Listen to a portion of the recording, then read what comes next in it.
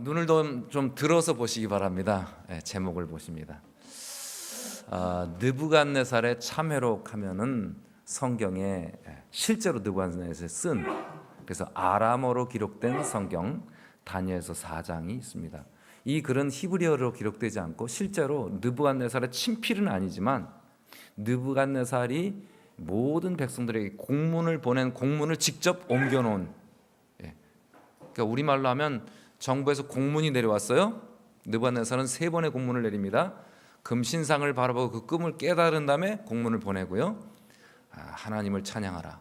그 다음에 금신상을 섬겼다가 풀무불에 들어가도 하나님께서 건져주시는 모습을 보면서 불구덩이 속에서 하나님의 종들을 지켜내는 이 하나님, 이런 하나님이 어디 있겠느냐 하고 편지, 공문을 보냅니다. 3번째 공문을 보내는데 이게 자신의 참회록을 공문으로 보냅니다. 그 참회록 한 전문을 다니엘서 4장은 기록하고 있습니다. 저희는 지난 시간에 느부갓네살 왕의 좀 귀여운 실수를, 이해가 되는 실수를 좀 다루었습니다. 반역하는 사람들이 있고 계속해서 제국 위협이 가자 이 금머리로 그의 나라가 끝날 것을 하나님이 예언하셨지만 은나라가 누가 될까 하고 막 반역을 너도나도 일으킬까 봐 온 몸을 금으로 세우는 그 신상 앞에 모두를 절하게 하는 것입니다. 이해가 되는 실수였습니다. 그러나 그 실수보다 더 이해가 우리의 마음에 이해가 되는 실수는 뭐였냐면, 이런 하나님을 경솔히 말하는 사람들은 그 몸을 쪼개고 그 집을 거름더미로 만들겠다. 이 실수가 참 어찌 보면 이해가 되면서 하나님께서 보시기에 좀 귀여운 실수, 하던 대로 한 것입니다. 우상에게 절하지 않으면 불구덩이에 던지겠다 한 거하고 똑같이 이번엔 자기가 깨닫고 감동받고 하나님을 전도하겠다는 마음으로 어떻게 해? 하나님 섬기지 않으면 이번엔 또 너희들 쪼개가지고 죽이겠다. 똑같은 실수를 했습니다. 자기의 습관적인 실수입니다. 그러나 이해가 되는 실수였고 그 실수를 오늘 하나님은 바로 잡아주십니다. 3장에서 그런 실수, 하던 대로 실수했지만 4장에서 이 세상은 그렇게 되는 것이 아니라 이 세상은 하나님께서 다스리시고 하나님께서 끝내신다는 재림기별을 느부갓네살 왕에게 3번째로 보여주셨습니다. 이제 이 느부갓네살 왕은 완전한 재림성도가 되었습니다. 우리처럼 완전한 재림성도가 되었어요. 이 4장의 경험을 통해서 말입니다. 그리고 그는 그의 경험을 아름다운 간증의 글로 이 4장에 기록했습니다. 한 왕이 자기의 부끄러운 삶을 고백한 얘기입니다. 나의 부끄러운 삶을 고백한다는 것은 쉬운 일이 아닙니다. 그런데 그것도 전 세계에서 가장 큰 사람. 그래서 대통령은 자기를 말할 때 저는이라고 말하지 않습니다. 뭐라고 말합니까? 대통령은 옛날에는 짐은 이렇게 했고요. 오늘날은 뭐라고 말합니까? 대통령은 저는이라고 말하지 않고 뭐라고 말합니까? 본인은 그거는 전두환 대통령. 그다음에 요즘에는 나는. 그만큼 권위가 있는 것입니다. 그런 권위가 있는 사람이 하나님께서 그를 낮추시는 특별한 경험, 부끄러운 경험을 하고서 어쩌면 저는이라고 이 글을 읽어보면 저는이라고 쓰는 것처럼 그렇게 자신을 낮추어서 글을 기록합니다. 그 아름다운 글을 오늘 좀 우리가 읽어보기를 원합니다. 느부갓네살 왕이 2번째 꿈을 꾸게 됩니다. 첫 번째 꿈은 꿈을 꾸고 잊어버렸습니다. 2번째 꿈은 꾸고 또렷이 기억합니다. 나 느부갓네살이 집에 편히 있으며, 수십 년간 그는 정복전쟁을 마치고 이제 한 35년쯤 됐습니다. 이제 모든 정복전쟁 끝나고 그 다음에 모든 건축이 끝났습니다.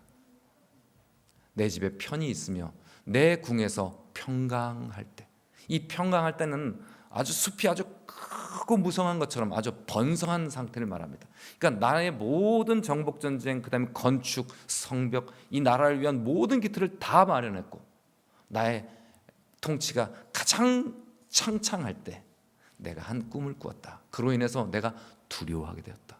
두려울 것 없는 남자가, 세상에서 가장 위대한 남자가 두려움을 갖게 되었습니다. 내가 침상에서 생각하는 것과 뇌 속으로 받은 이상으로 인하여 번민하게 되었다.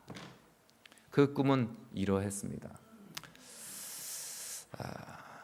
첫 번째 꿈은 2년째 여러 신상들을 보았고요. 그 다음에 그 이후로 사람들이 반역을 일으키니까 그의 마음에 자그마한 실수가 일어났죠. 모든 신상을 만든 게 제위 11년, 12년쯤이라고 했고요. 그 다음에 제위 35년쯤에 정복전쟁도 다 마치고 이제 아주 우리나라가, 하나님께서는 이 나라가 다음 나라로 넘어진다니까 적어도 내가 있을 때는 우리 나라를 잘 지켜야겠다는 마음으로 아주 열심히 성벽을 지었습니다. 그때 당시에 전 세계에서 가장 강력한 성곽들을 준비했습니다. 그걸 다 마치고 35년쯤에 꿈을 꾼 것입니다. 이런 꿈이었습니다. 내가 침상 속에서 나의 뇌 속으로 한 이상을 받았는데 내가 본즉 땅의 중앙에 큰 나무가 있는데 그거 아주 높아서 자라는데 견고하게 자라나는데 하늘까지 닿는 그런 나무가 있었다.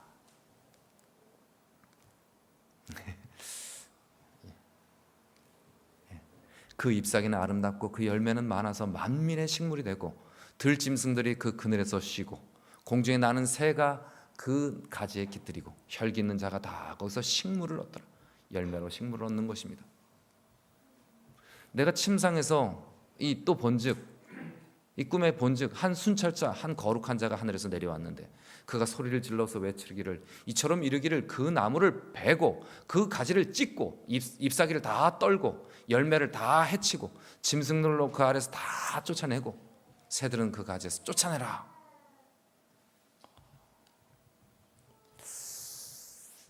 그러나 그 뿌리의 그루터기를 땅에 남겨두고 철과 놋줄로 동이고 그것으로 들 청초 가운데서 있게 하라.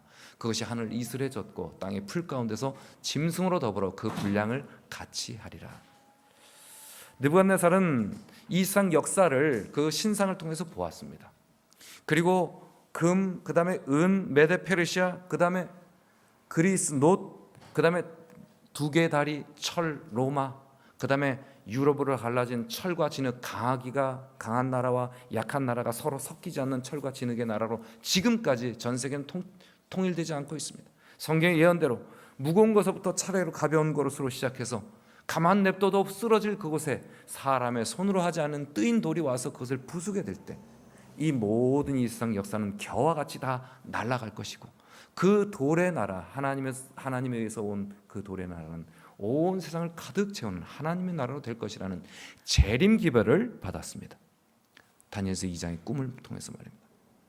그리고 잠깐 금신상으로 한번 단단하게 내 나라를 세울 테니까 너네는 여기서 충성을 맹세하라는 명령에서 세 친구가 풀무불에도 불구하고 목숨을 걸고 자기 믿음을 지켰기에 그 믿음을 지키는 사람들, 이런 위대한 청년들을 나의 명령을 거역하고 하나님을 순종한 자기의 백성을 건져내시는 이 하나님을 너희는 찬양하라.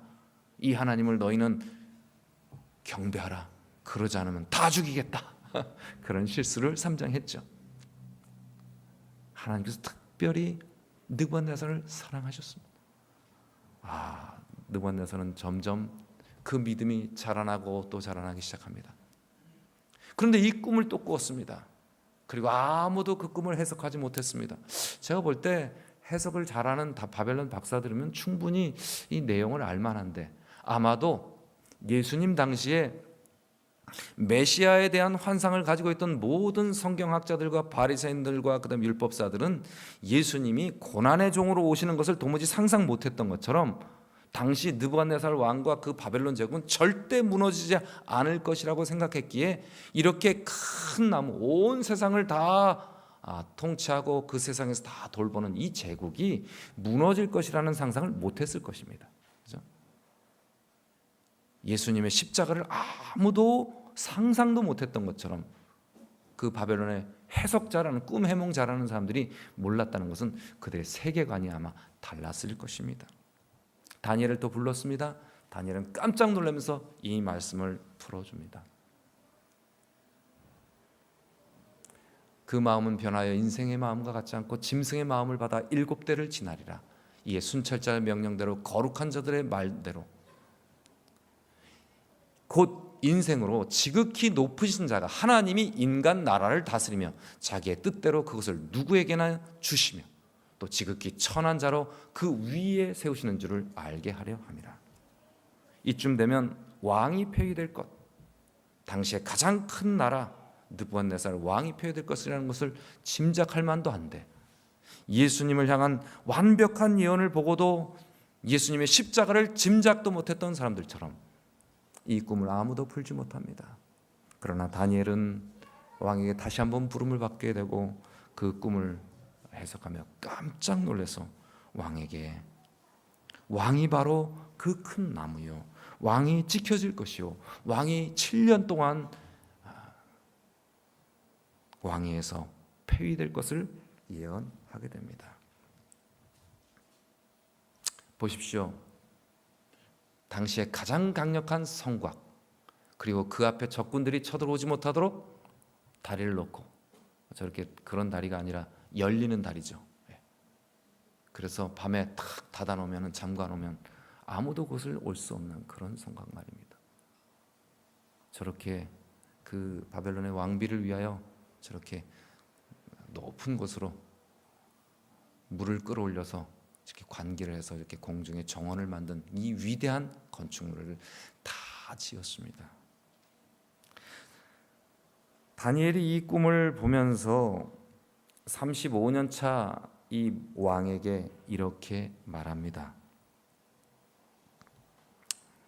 제가 35년인 목회를 저는 끝나게 될 것 같은데요, 35년 차 왕에게 다니엘은 이렇게 말합니다. 참 저는 다니엘의 그 말씀을 보면서, 다니엘서 4장 27절, 우리 성도님들 성경책을 한번 보시겠습니까?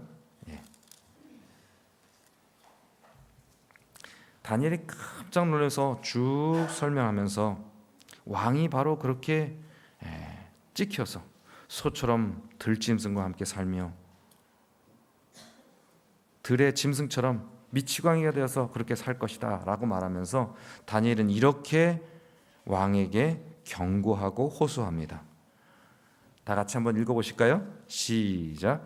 그런즉 왕이여, 내가 아뢰는 것을 받으시고 공의를 행함으로 죄를 사하고 가난한 자를 긍휼히 여김으로 죄악을 사하소서. 그리하시면 왕의 평안함이 혹시 장구하리이다. 내가 아뢰는 이것을 받으시고 하나님 앞에 바르게 행하십시오. 공정하게 행하십시오. 그리고 가난한 자를 긍휼히 여기십시오. 그러면 혹시 왕이 이 미치광이가 되어서 이렇게 그렇게 왕위에서 쫓겨나는 것이 아니라 왕이 좀 혹시 잘 될지 모르겠습니다. 그러나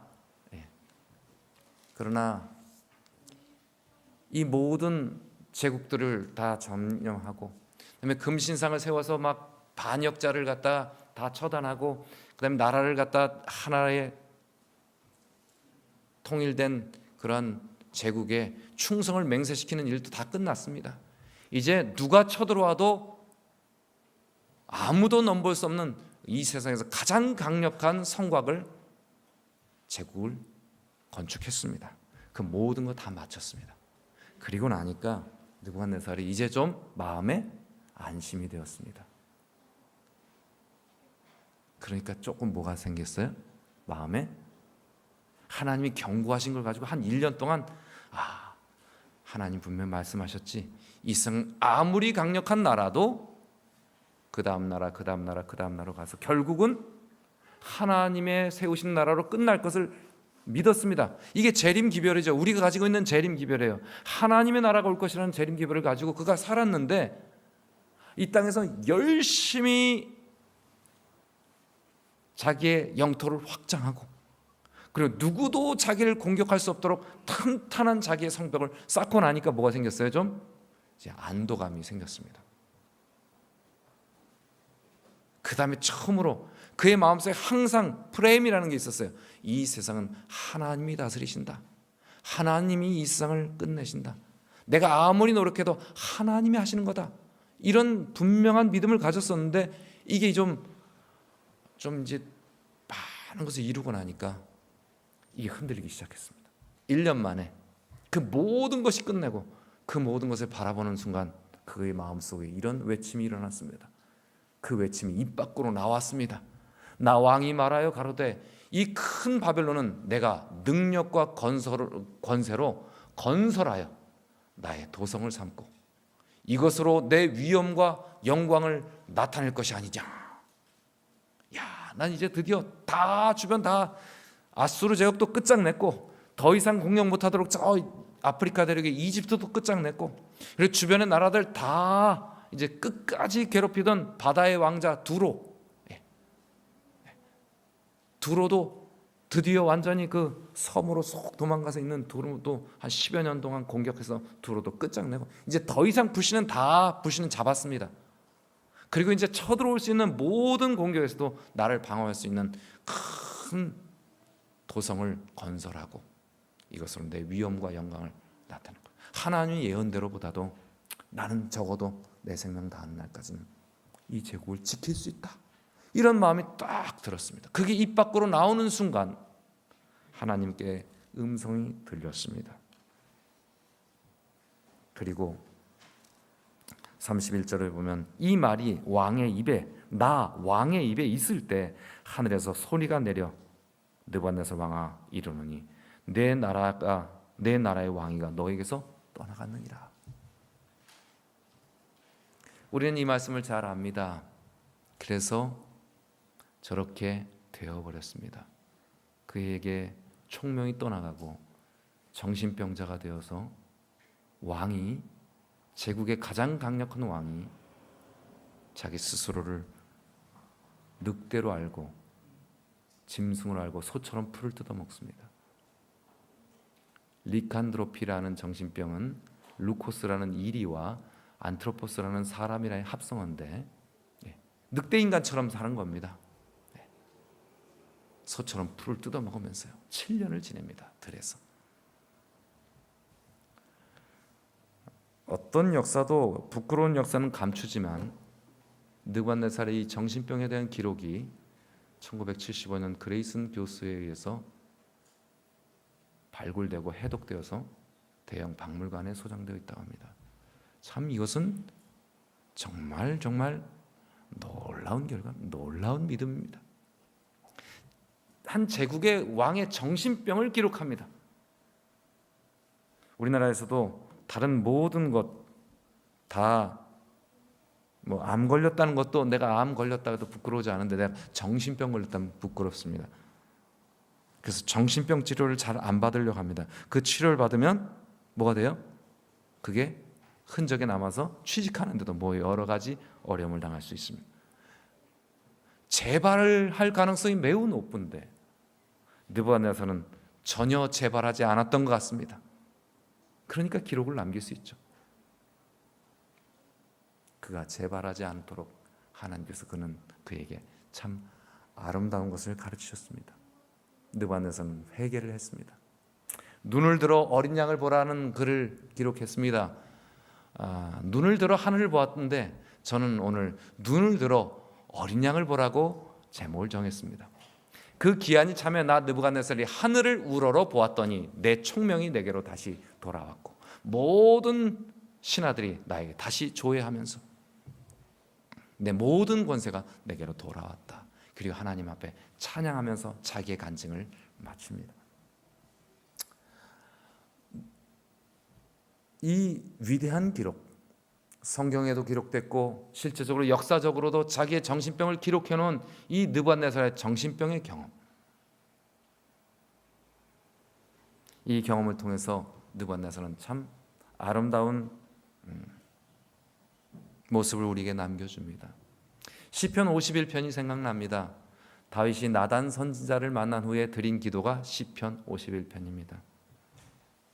시편 51편 조금만 읽어보면 얼마나 다윗이 밧세바와 동침한 후에 그의 부끄러운 죄를 지적하는 나단 앞에서 한참 회개하고 나서가 아니라 다윗이 밧세바와 동침한 후 선지자 나단이 그에게 왔을 때 다윗의 시입니다. 인도자를 따라서 모든 백성들이 이것을 따라 부릅니다. 이게 다 무슨 얘기입니까? 다윗의 부끄러운 얘기예요. 그런데 그것을 다 따라 부릅니다. 백성들이. 감동적인 회개의 기도이기 때문에 그렇습니다. 하나님이여 주의 인자를 따라 내게 은혜를 베푸시며 주의 많은 긍휼을 따라 내 죄악을 지워주소서. 이 정신병 기록을 완전히 지우는 것처럼요, 다윗의 마음속에 들었던 그 다윗을 미치게 만들었던 그 작은 것도 완전히 지워달라는 게, 이런 경험은 우리에게도 있을 수 있습니다. 그래서 많은 사람들이 다윗의 부끄러운 경험을 기록한 이 시를 같이 따라 부릅니다. 내게 은혜를 베푸시며 주의 긍휼을 따라 내 죄악을 지워주소서. 나의 죄악을 맑게 씻기시며 나의 죄를 깨끗이 제하소서. 우리에게 부끄러운 경험이 있으십니까? 지워버리고 싶은 기억 있습니까? 그걸 갖다가 느부갓네살하고 다윗은 지우지 않았습니다. 감추지 않았습니다. 그래서 오히려 뭐 했습니까? 만 백성 앞에 공문을 보냅니다. 내가 이런 부끄러운 일이 있었다고 공문을 보냅니다. 다윗은 그 공문이 아니라 그냥 시를 짓고 노래를 지어서 사람들이 맨날 부르게 만듭니다. 감추지 않았습니다. 그런데 그 감추지 않는 것이 아니라 하나님께 지워달라는 기도를 함께 부르는 것입니다. 모든 사람 속에 일어날 수 있는 죄악들, 죄악의 경험들 하나님 앞에 함께 부르며 함께 용서해달라고 하는 다윗의 간증을 읽으면서 다윗의 간증, 다윗의 죄를 맑게 씻기신 하나님이 내 죄도 맑게 씻기실 것이라는 기쁨으로 사람들은 이 노래를 불렀습니다. 그렇죠? 느부갓네살 이 다니엘 4장의 기록, 하나님께서 나를 낮추시고 온 세상의 가장 강력한 왕으로 내 거다라고 말했는데 누가 나를 무너뜨리겠냐 했더니 하나님 그 순간 바로 나를 찍어서 7년 동안 뭐가 되겠다? 짐승, 늑대 인간으로 살게 됐다고요. 그 이야기를, 그런데 내가 7년이 지나고 하나님 앞에 눈을 들어서 하늘을 보니 내 총명이 돌아와서 모든 신하들이, 안 그래도 금신상 세울 때 신하들이 반역을 일으켜서 왕이 직접 나서 그 반역을 진압하고서 그 다음에 결심시켜 풀무 뿌릴 얘기가 그래서 나왔는데 어떻게 7년 동안 왕이 미쳐있는데도 그 나라가 온전하게 보존되고 그 나라 왕이 다시 그 위치를 돌아오게 할 수 있습니다. 이건 전적으로 누굽니까? 하나님이 하신 것입니다. 그 은혜를 감사하여 기록으로 남기는입니다. 그리고 역사에서 사람들은 다 지워버리고 싶은 기억들을 뭐예요? 내가 정신병이 있었다, 7년이나 미친 채로 왕위를 떠나서 살았다. 오늘 우리 성도님들 잊어버리고 싶은 기억이 있다면 그것을 잊어버리려고 애쓰는 것이 아니라 하나님 앞에 용서받기 위하여 애쓰시길 간절히 바랍니다. 사마리아 여인은 간증했습니다. 내가 행한 일을 나에게 말한 사람을 와서 보라. 내가 남편이 5이 있었다. 내 이 기구한 삶에 대해서, 어떻게 보면 부끄러워 사람 만나기도 싫은 이 부끄러운 일들을 한 번도 나를 본 적이 없는 예수님께서 이 땅에 오셔서 이 유대인이, 우리 땅에 절대 들어오지 않는 유대인이 이곳에 와서 가장 이 동네에서도 부끄러워서 사람 보기 싫은 나의 그 부끄러운 과거를 다 나에게 말한 이분을 와서 보라. 숨겼습니까? 안 숨겼습니까?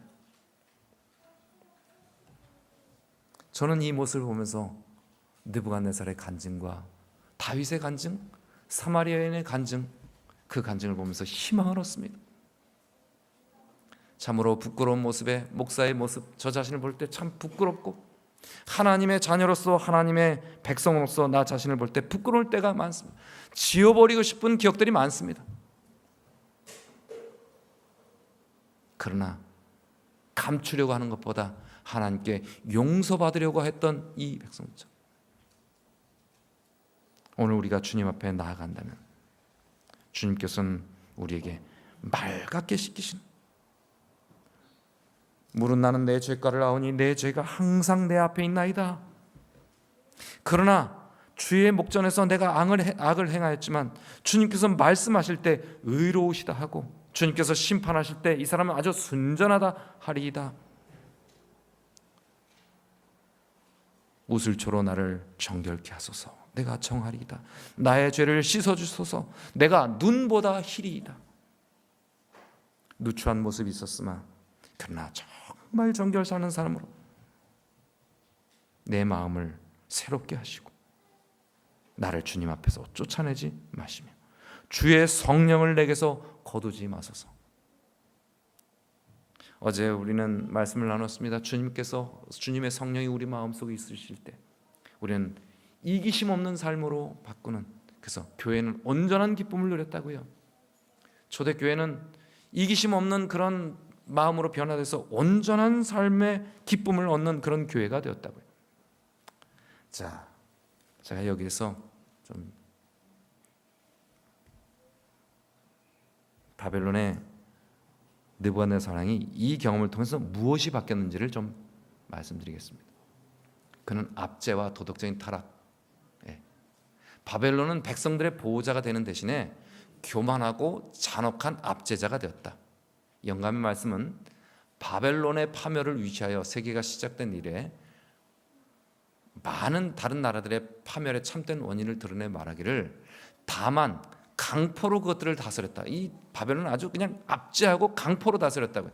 그냥 다른 나라를 무서운 무력으로 다 이스라엘도 무너뜨리고 두로도 무너뜨리고 아시리아 그다음에 이집트 다 무너뜨렸고요. 그다음에 거기서 포로로 끌고 온 사람들을 아주 학대하면서 그 어마어마한 성을 만리장성 같은 성을 쌓았다고요. 그래서 아주 압제하는 사람이었습니다. 그런데 다니엘이 말하죠. 하나님 심판하신다. 당신 끝까지 안 간다. 첫째 천사 기별처럼요. 심판하실 시간이 이르렀다고요. 하나님을 경배하라고요. 두 번째 천사 기별처럼요. 이 다니엘의 경험은 계시록 14장의 경험과 아주 비슷한데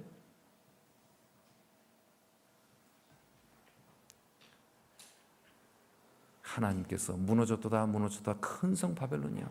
그 음행으로 인하여 진노의 포도주를 마시게 하라. 다른 신, 이기적인 신, 권력의 신, 힘의 신, 재물의 신을 그 우상을 섬기도록 하는 것입니다. 오늘날 우리도 그런 신을 많이 섬기게 됩니다. 그러나 그 권력과 그 재물은 무너질 것이고 없어질 것이라고요. 그러니 그 바벨론 거기에서 나오라고요.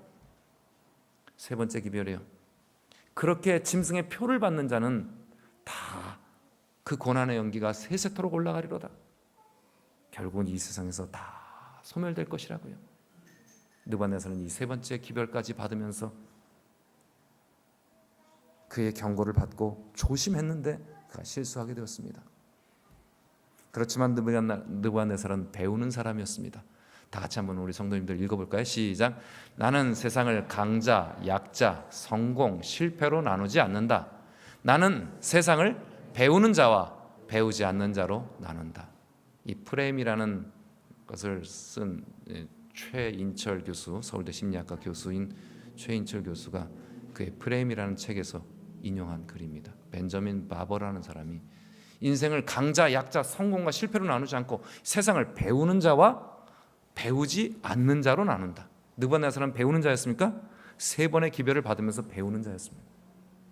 그는 이제 진실된 재림 성도로 설 수가 있었습니다.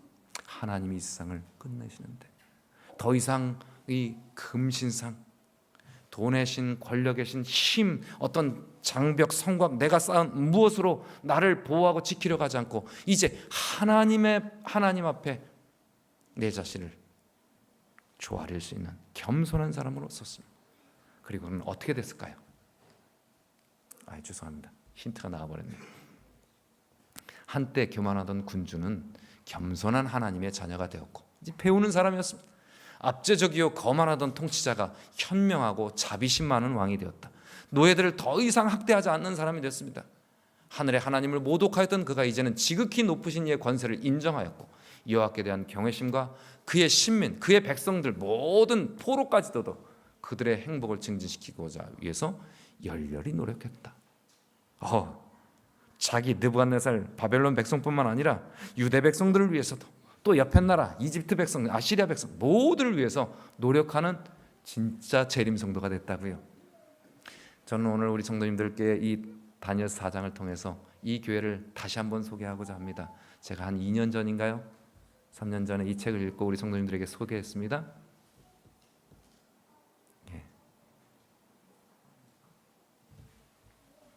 미국을 움직이는 작은 공동체, 제가 눈이 나빠서 세이비어 교회. 헨리 나우엔도 이곳에서 공동체 훈련을 받았다고 합니다. 헨리 나우엔이 저희 교회로서는 그렇지만 어쨌든 사람들에겐 굉장히 영성 있는 기독교 신앙가로 예수의 신부죠. 그의 동성애적인 성향 때문에 평생 괴로워했는데 그래도 그걸 극복하려고 장애인들과 열심히 이렇게 지내서 사람들이 그를 굉장히 그래도 존경하는 사람이었습니다. 근데 그가 훈련받던 교회가 바로 저 세이비어 교회인데 교인은 한 150명.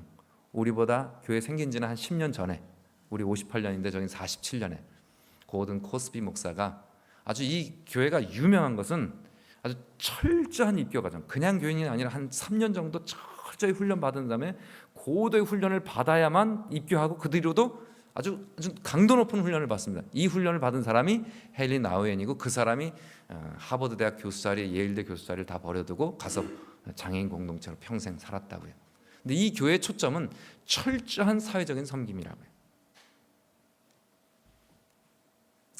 처음에 67년서부터 카페와 서점, 북카페를 이렇게 하고 그곳에서 사람들이 이렇게 드나들면서 교회와 접촉하게 했습니다. 그다음에 저소득층의 주택 보급 사역을 시작했습니다.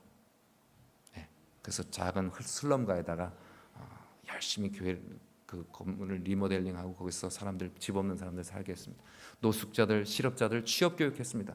그다음에 마약 중독자, 알코올 중독자 치유 재활 교육을 했는데 이 치유 재활 교육, 이게 알코올 중독자 공동체, 그다음에 마약 중독자 공동체, 무슨 또 다른 중독, 이렇게 이런 교육을 이 교회가 가장 먼저 했고 이 훈련이 가장 잘 됐어. 그게 실제적으로 지금 알코올 중독자 모임 이런 것들 있잖아요. 그게 다 이 교회에서 생겼습니다. 마치 우리 교회가 1960년대 금연 교육을 통해서 전 세계 금연 교육의 모델이 되었던 것처럼 이 교회는 마약 중독과 알코올 중독 치유 재활 교육에 아주 선구자적인, 아주 의학적으로도 가장 모분된 교회가 되었습니다.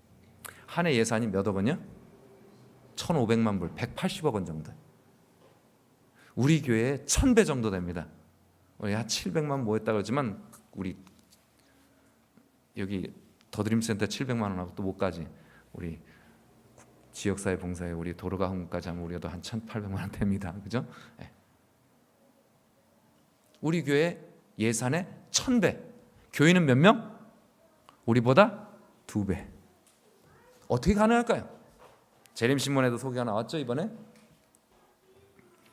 이 교회가 정식 교인이 되려면 하루에 1시간씩 성경을 읽고 기도해야 됩니다. 우리 주민철 성도님 여기 오셨는데 우리 교인 되려면 하루에 1시간씩 성경 읽어야 된다면 뒷목을 잡으실 것 같아요. 그죠? 예. 약 3년간의 그리스도인의 삶의 학교에서 서번트 리더십 학교, 섬기는 훈련을 해야 됩니다. 그 다음에 온전한 11조를 드려야만 교인이 될 수 있습니다. 그리고 소그룹 사역 공동체에서 이 교회가 45개의 사역을 하는데 한 주에 한 번은 그곳에 가서 봉사해야 됩니다. 45가지의 지역사회 봉사, 여러 가지 활동하죠. 자기의 은사를 가진 대로 봉사해야 됩니다. 자신의 전 삶을 포함하는 영적인 자서전, 자기의 일지 훈련, 우리 한 희연 자매가 그거 훈련 잘 받았다고 하는데, 바인더 훈련, 영적인 매일의 다이어리를 써서 공동체에 발표하고 자기 영적인 성장을 함께 도모하는 것입니다. 매년 각 신앙 공동체 주관에서 관상기도, 아주 깊이 자기 묵상기도죠. 그다음에 영성 수련에 참석해야 되고요. 교인의 자격을 매년 갱신합니다. 우리 장로, 목사, 집사 새로 매년 갱신하는 것처럼 교인도 매년 갱신해야 돼요. 안 되면 신임 못 얻으면 잘립니다.